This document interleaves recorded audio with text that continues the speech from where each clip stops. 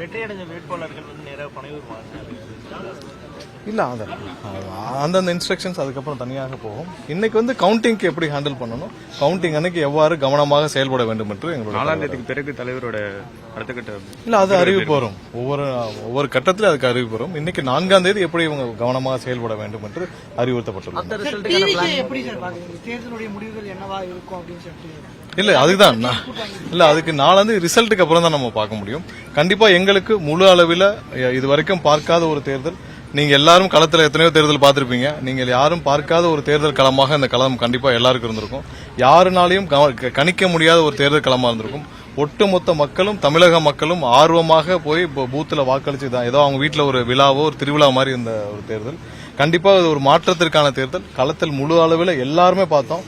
எல்லா அளவிலும் அப்படி குழந்தைகளிலிருந்து பெரியவர்கள் வரைக்கும் அனைவரும் ஆர்வமாக எதிர்பார்க்கும் ஒரு தேர்தல். கண்டிப்பாக அவர்கள் எதிர்பார்ப்பு என்றைக்கும் பொய்யாகாது.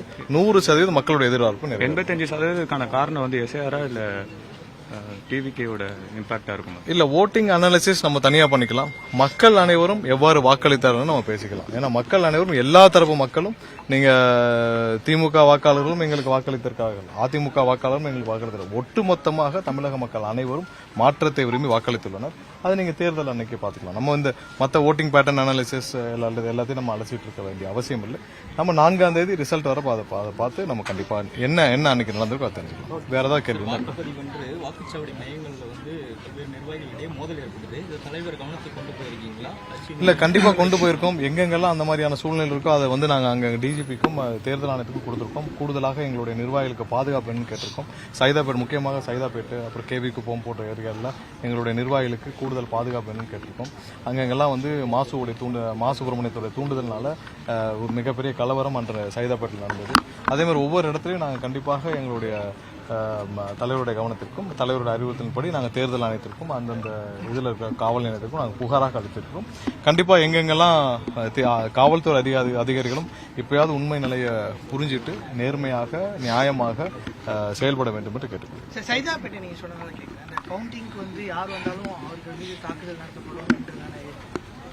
இல்ல கண்டிப்பா எங்களுக்கும் அந்த செய்தி வந்தது. அதாவது சைதாப்பேட்டையில் எங்களுடைய நிர்வாகிகளை தாக்க மா சுப்பிரமணியம் வந்து பல ரவுடிகளை ஏற்பாடு செய்திருப்பதாகவும் அங்கே கவுண்டிங்க்கு வரும் எங்களுடைய நிர்வாகிகள் தாக்கப்படும் சூழ்நிலை இருப்பதாகவும் அதுக்காக நாங்கள் புகாரும் அமைச்சிருக்கிறோம். கண்டிப்பா நாங்கள் தேர்தல் ஆணையம் தனியாக ஒரு புகார் அளிக்கவும் உள்ளோம்.